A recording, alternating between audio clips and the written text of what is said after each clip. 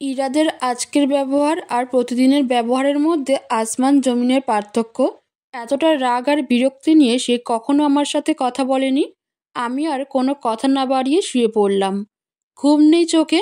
প্রায় আধ ঘন্টা পরে বুঝলাম তার ফোন বাজছে। সে বাইরে গেলে ঘর থেকে ফোনটা নিয়ে আসতে আসতে তার যে চিন্তামাখা মুখ ছিল তা মুহূর্তেই চলে গেল। চোখে মুখে হাসি দেখতে পেলাম। খুব কষ্ট হলো এবং মায়ের বলা কথাগুলো বারবার মনে পড়তে লাগলো। সে কথাগুলো বিশ্বাস করতে মোটেই ইচ্ছে করেনি আমার।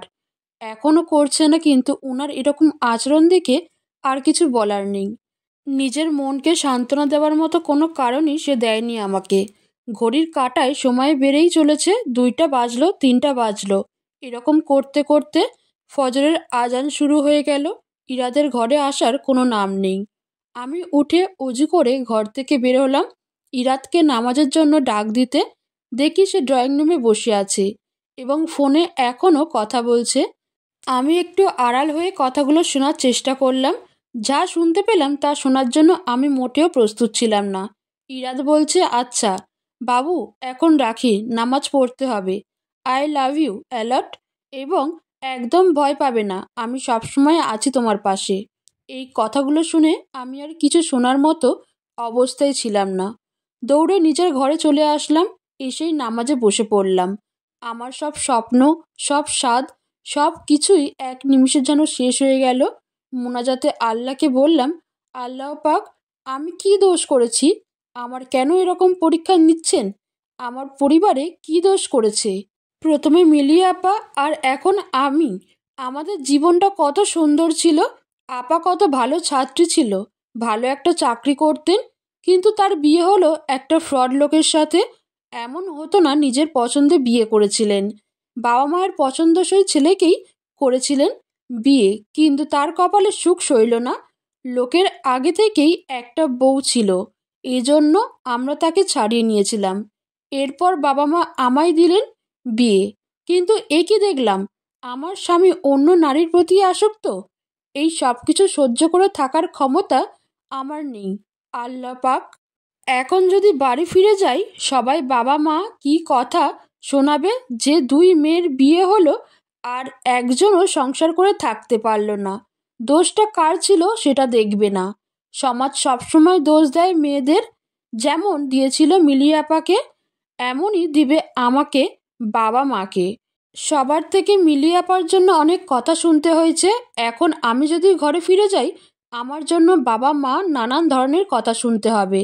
আমার জন্য তারা অসুস্থ হয়ে পড়বে, কিন্তু এরকম লোকের সংসার কিভাবে করব? সে একজন ভণ্ড লোক, সে একজন প্রতারক। ভদ্রতার বেশে কিভাবে প্রতারণা করতে হয় তা মনে হয় তার থেকে ভালো করে আর কেউ জানে না। আজ খুব কষ্ট হচ্ছে আর নিজের প্রতি ঘৃণা হচ্ছে। যেরকম একজনকে কেন আমি ভালোবেসেছি, কেন তার সঙ্গে আমার বিয়ে হলো? আল্লাহ, আপনি আমাকে পথ দেখান।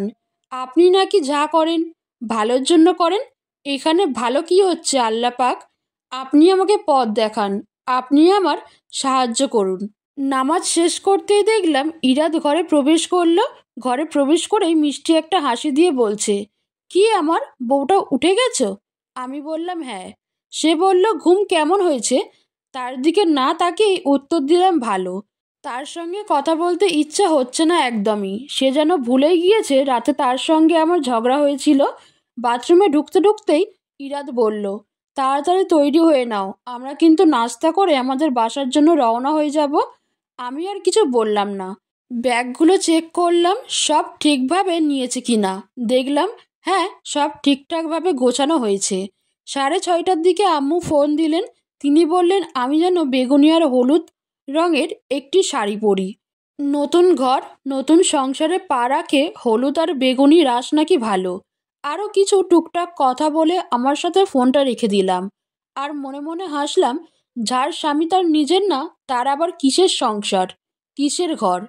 8টার দিকে একসাথে সবাই নাস্তা করে সবার কাছ থেকে বিদায় নিলাম আমরা দুজন। এর মাঝে ইরাদের দিকে একবারও তাকানো হয়নি।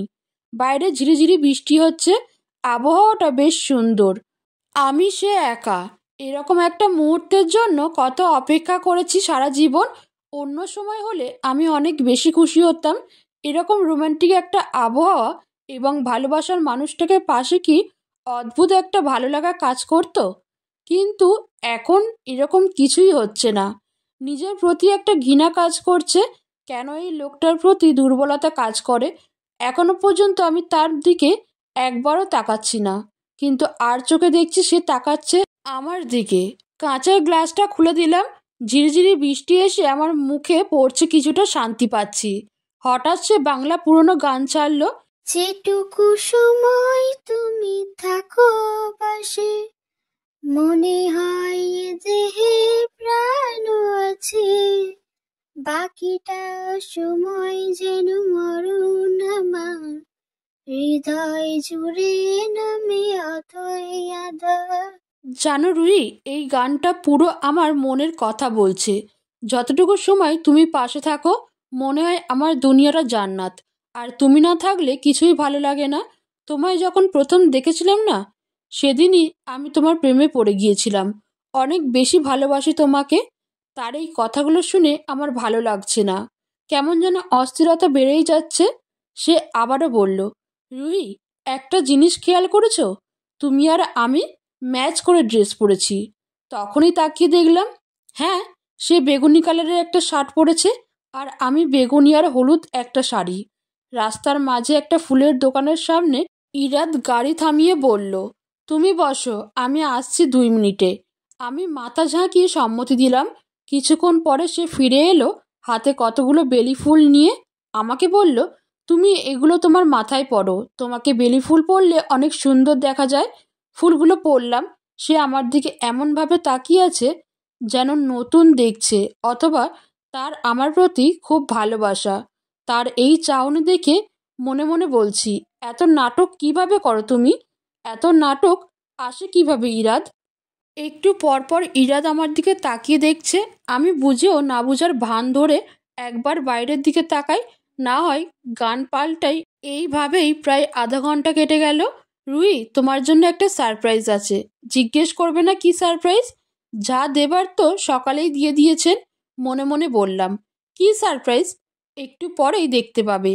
তাহলে বলারই বা কি দরকার ছিল? কিছু বললে? না, কিছু না। ইরাদ মিটমিট হাসছেন। কিছুক্ষণ পর আমরা ঢাকা ক্যান্টনমেন্টে পৌঁছে গেলাম। একটা সুন্দর বাড়ির সামনে গাড়ি থামলো। ওয়াচম্যান এসে ইরাদকে সালাম দিল। বুঝলাম হয়তো এখানেই আমরা থাকবো। বাড়ির নেম প্লেটটা তাকিয়ে যা দেখলাম তা দেখার জন্য আমি মোটেও প্রস্তুত ছিলাম না। বাড়ির নাম রুই ম্যানসন। মানেটা আমি ঠিক বুঝতে পারলাম না। অনেকগুলো প্রশ্ন মনের ভিতর ঘুরপাক খাচ্ছিল।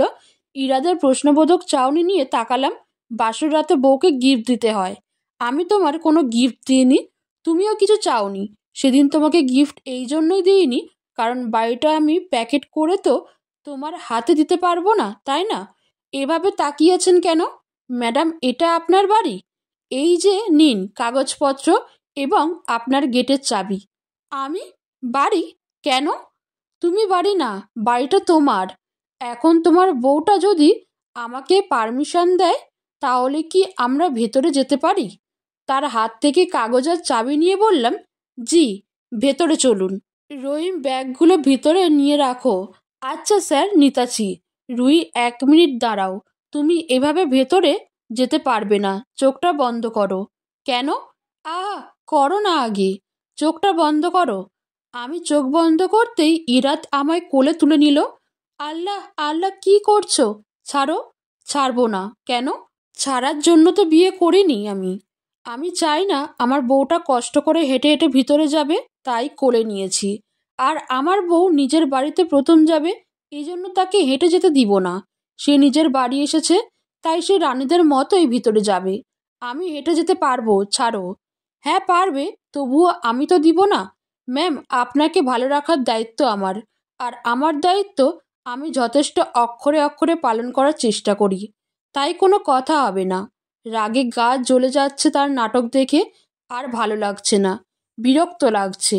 বাড়ির ভেতরে এক এক করে আমায় নিয়ে প্রবেশ করছে, আর আমি যেন আমার ডায়েরির পাতায় লেখা প্রতিটা স্বপ্নকে সত্যি হতে দেখছি। অর্থাৎ বাড়িটা এমনভাবে সাজানো হয়েছে যেমনটা আমি আমার স্বপ্ন দেখতাম, যেমনটা আমি সবসময় ভাবতাম। বাড়িটা একদম আমার মনের মতো হয়েছে। নিজের অজান্তেই বলে উঠলাম, তুমি কিভাবে জানলে আমার পছন্দ? আমি ঠিক বুঝতেই পারছি না। সব ক্রেডিট মিলি আপার। মিলি আপা আমাকে সাহায্য করেছে আপনার ডায়েরি দিয়ে। এখন এসব বাদ দিয়ে বলুন, আপনার কি পছন্দ হয়েছে, নাকি ডেকোরেশনে কোনো চেঞ্জ করব? না, সব অনেক সুন্দর হয়েছে, ভালো লেগেছে আমার, ধন্যবাদ। এখন নামি? নামবে? কোত্থেকে? তোমার কোলের থেকে নামাও। ও হ্যাঁ, রুহি, তোমার তো কোনো ওজনই লাগলো না আমার কাছে। আজ থেকে খাওয়া দাওয়া বাড়িয়ে দিতে হবে তোমার। আমার ওজন কি কম মনে হয়? হ্যাঁ, অনেক কম। এর সাথে কথা বাড়ানোর ইচ্ছে আমার হচ্ছে না, তাই চুপ করে রইলাম। যত সব ঢং। আচ্ছা, আমার রান্না করতে হবে, রান্নার জিনিসপাতি আনা লাগবে, আনিয়ে দিন। জি ম্যাডাম, আপনার সব জিনিসপত্র হয়তো 1 বা 2 ঘন্টার ভিতরে চলে আসবে। আমি আগে কল করে দিচ্ছি।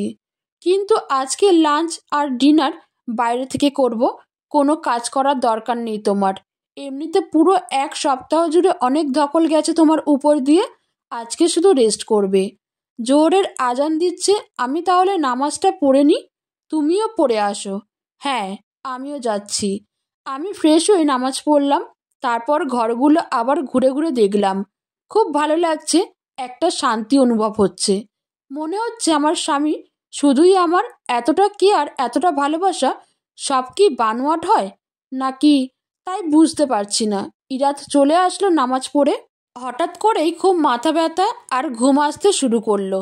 বুঝলাম না এমনটা কেন হচ্ছে, কিন্তু মনে হচ্ছে যে তাকাতে পারবো না।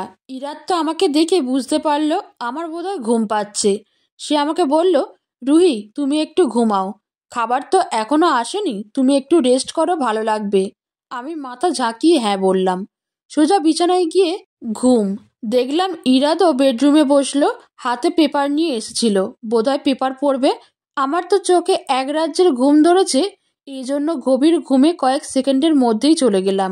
ঘুম ভাঙল সন্ধ্যা 6:45।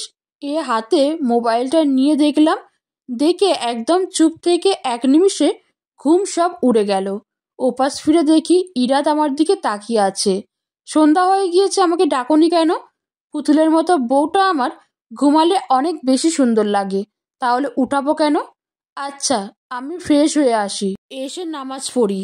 দেখলাম ইরাদও নামাজ পড়তে বাইরে গিয়েছে। আমি হেঁটে হেঁটে ব্যালকনিতে গেলাম। আশেপাশে বিল্ডিংয়ে ভরপুর, কিন্তু পশ্চিমে একটা খোলা মাঠ আছে। আর আমাদের ব্যালকনিতে ভর্তি বেলি, রজনীগন্ধা, সন্ধ্যামালতী আর গোলাপ গাছ। ফুলগুলো সব আমার অনেক বেশি পছন্দের। ইরাত ছোট থেকে বড় প্রত্যেকটা জিনিস আমার পছন্দ মতো করে সাজিয়েছে। মানুষের মনে একটা আর বাইরে একটা হয় শুনেছিলাম, কিছু কিছু মানুষ তো দেখেছিলামও, কিন্তু ইরাদের মতো এরকম আগে দেখিনি। এসব ভাবতে ভাবতেই গাছগুলোতে পানি দিলাম। এহেম এহেম, শুধু গাছগুলোকে খাবার দিবেন ম্যাডাম, নিজে খাবেন না? পিছন ফিরে দেখলাম ইরাদ এসে পড়েছে। জি, একটু পর খাচ্ছি। পরে মানে কি? একদম না, সেই সকালে খেয়েছো, আবার বলতেছো পরে খাবা। এখন চলো, আমি খাবার ওভেনে দিয়ে আসছি। টেবিলে গিয়ে দেখলাম খাবার একটাও আনপ্যাক করা হয়নি। ইরাদের দিকে তাকালাম। তুমি খাওনি? না, আসলে একা একা খেতে পারি না, আর তুমিও ঘুমাচ্ছিলে, এজন্য আর খাইনি। আমাকে ডাক দিলেই পারতে। আচ্ছা থাক, হয়েছে, এখন ওগুলো বাদ দাও, আসো খেয়ে নি, খুব ক্ষুধা লাগছে আমার। বসো। খাবার সময় ইরাক টুকটাক কথা বলল, আমি হ্যাঁ নাতে জবাব দিলাম। তারপর খাওয়া শেষে আমি বললাম, তুমি রেস্ট নাও, আমি একটু কিচেন থেকে টুকটাক কাজ সেরে আসি। ও বোধহয় রুমে চলে গেল। আমি টুকটাক কাজ শেষ করে রুমে যাব, তখন দেখি ইরাত সোফায় ঘরে বসে টম অ্যান্ড জেরি দেখছে আর হাসছে। আমি দূর থেকে দাঁড়িয়ে ওকে দেখছি, নিজের অজান্তেই ভালো লাগছে ওর দিকে তাকিয়ে থাকতে। অমন সময় ওর ফোন বাজছে আমাদের বেডরুমে। আমি গিয়ে দেখলাম স্ক্রিনের নামটা লেখা মায়া। মনটা আবার খারাপ হয়ে গেল। আবার কিচেন রুমে চলে গেলাম। প্রায় 10 মিনিট পর ইরাত আমায় বলল, আমি একটু বের হচ্ছি, নিজের খেয়াল রেখো, ঠিক আছে? চাবিটা বেডরুমে আছে। আমি দরজা লক করে গেলাম। সে আমার জবাবের অপেক্ষা না করেই বের হয়ে গেল। এভাবেই দিন কাটতে থাকলো। ইরাদ একজন আদর্শ স্বামী হবার অনেক চেষ্টা করেন, মাঝে মধ্যে আমাদের সম্পর্কটা আগে বাড়াতে চেষ্টা করেন, কিন্তু আমি আমার দিক থেকে অনেকটাই দূরত্ব রাখার চেষ্টা করি। প্রায় 4 মাস হয়ে গেছে আমাদের বিয়ের। মাঝে মাঝে প্রায় রাতে মায়া ফোন করে। জিনিসটা আমার একদম ভালো লাগে না। যখনই মায়া ফোন করে ইরাত সারা রাত তার সাথে কথা বলে অন্য ঘরে গিয়ে। আমি অনেক কান্না করি, ইরাক দেখে না, কেউ দেখে না, কেউ জানে না, শুধু আমার মনের কষ্ট আমি জানি আর আল্লাহ জানে। আমার কাছে বিয়ের পরবর্তী এই সময়গুলোর অনেক মূল্য ছিল। এই মূল্যবান সময়গুলো আমি অনেক সুন্দর করে কাটাতে চেয়েছিলাম, কিন্তু এমন স্বামীর সঙ্গে কি বা সুখ পাবো? ইরাত আমার অনেক যত্ন করে। মাসে 2বার পার্লারে যাওয়া, শুক্রবারে নিজের হাতে রান্না, আমার কাজে সহযোগিতা করা সবই করে। শুধু আমার মনে শান্তি নেই, কারণ স্বামীটা তো আমার একার না। মাঝে মাঝে অনেক ইচ্ছা হয় আর 10টা কাপলের মতন একসাথে ঘুরতে বেরোয়, সবার মতো করে মনের 2টা কথা বলি, একসাথে আকাশের চাঁদ দেখি। ইরাদের আচরণ আমার প্রতি এত সুন্দর, মনে হয় সব ভুলে যাই, কিন্তু পরক্ষণেই মায়ের কথা, মায়ের করা ফোনগুলি, মায়া যখন ডাকে তখন তার হন্তদন্ত হয়ে বের হয়ে যাওয়া, এসব কিছুই যখন মনে পড়ে তখন এসবের ইচ্ছা মরে যায়। মনে হয় নিজেই মরে যায়। এই জন্য তো প্রয়োজন ছাড়া বিয়ের 4 মাস চলে গেল, তারপরেও তার সাথে কোনো কথা বলি না। অনেক দিন বাবা মায়ের সাথে দেখা হয় না, মিলি আপার সাথেও না। সবার কথা খুব মনে পড়ছে। দেখি ইরাতকে বলবো যে 2 দিন বাবার বাড়ি হয়ে আসি। ইরাত ব্যালকনিতে দাঁড়িয়ে ফোনে কথা বলছে। দেখো সোনা, তুমি সুস্থ হয়ে গেছো, এটাই আমার জন্য অনেক। আমি পারলে তোমার সাথে প্রতিদিন থাকতাম, কিন্তু এখন সেটা সম্ভব না। আমাকে কিছুদিন সময় দাও, তুমি তো সুস্থ হয়ে গিয়েছো। আমি কালকে তোমার সাথে দেখা করতে আসবো। Love you. আর রুহির সাথে এই ব্যাপারটা আমি তাড়াতাড়ি শেয়ার করব। তুমি চিন্তা করো না, আমাকে ছাড়া আর বেশি দিন তোমার থাকা লাগবে না। রুহিকে পাঠানোর ব্যবস্থা আমি করছি। কথা শোনার পর আমার মাথাটা একদম চক্কর দিয়ে উঠল। তাহলে কি ইরাদ আমাকে ডিভোর্স দিবে?